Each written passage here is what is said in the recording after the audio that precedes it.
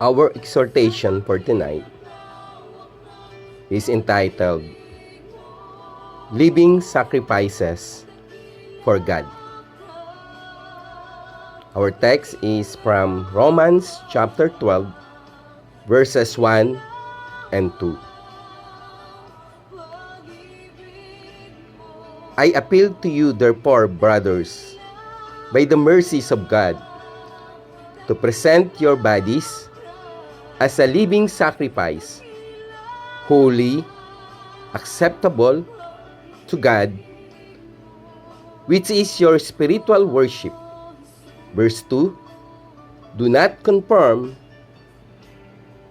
to this world, but be transformed by the renewing of your mind, that by testing you may discern what is the will of God, what is good and acceptable and perfect.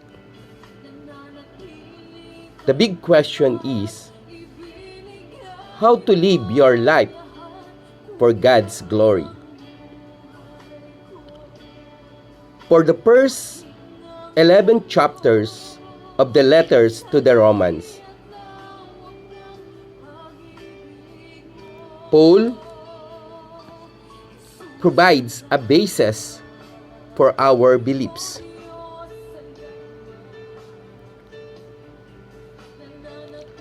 But from chapter 12 to the end of the letter, the Apostle Paul supplies a basis for our behavior.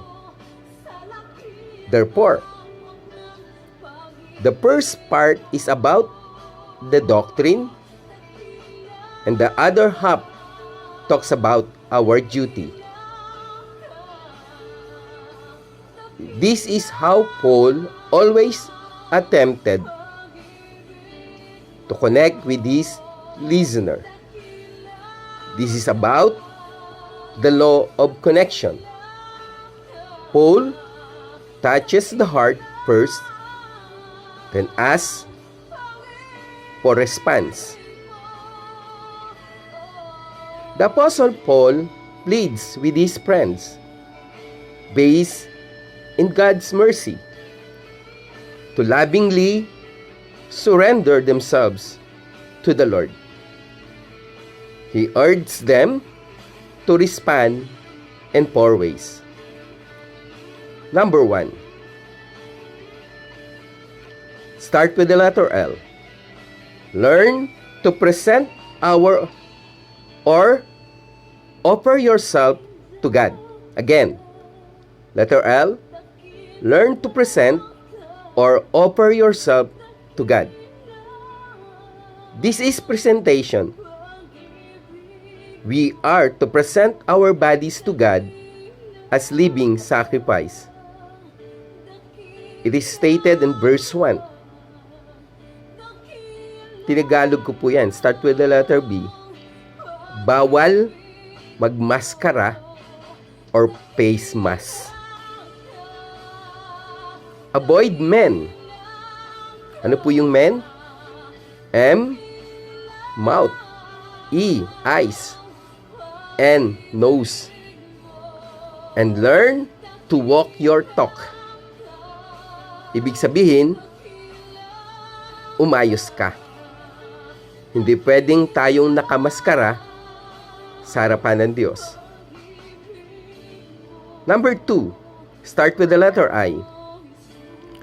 Isolate yourself from worldly standard. This is separation.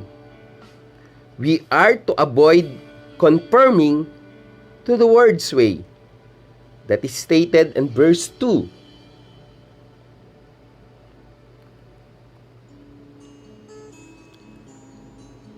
Sa Tagalog po, isiping dumistansya sa sistema ng sanlibutan. Ulitin ko po, isiping dumistansya sa sistema ng sanlibutan. Sabi po sa mga truck, distansya, amigo. Dapat may social distancing tayo. Pangatlong mahalagang bagay po, the third, start with the letter F. Free yourself and transform through the renewing of your mind. Again, letter F.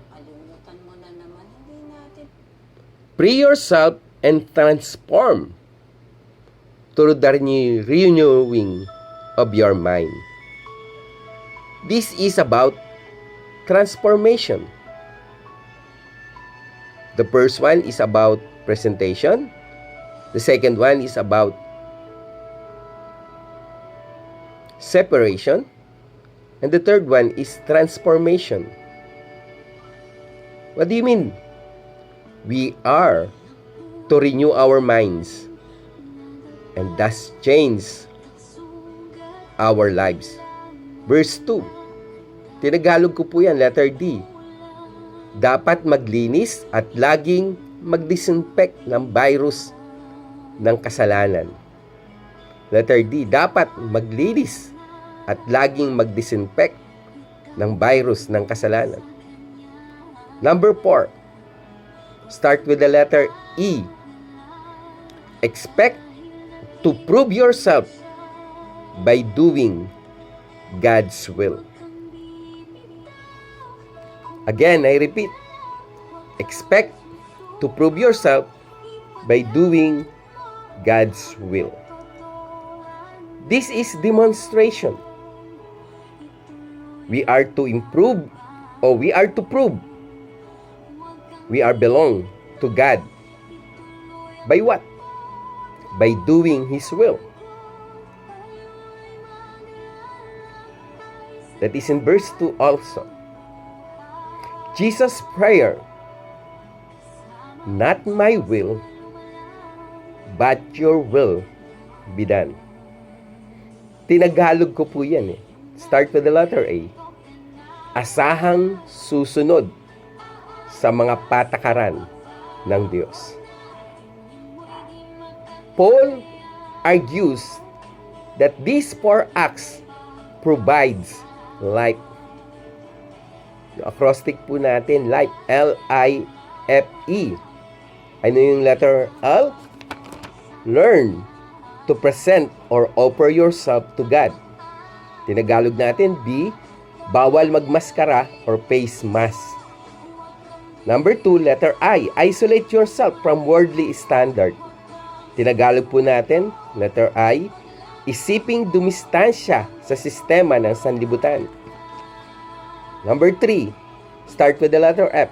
Free yourself and transform through the renewing of your mind. Tinagalog po natin, letter D, dapat maglinis at laging mag-disinfect ng virus ng kasalanan.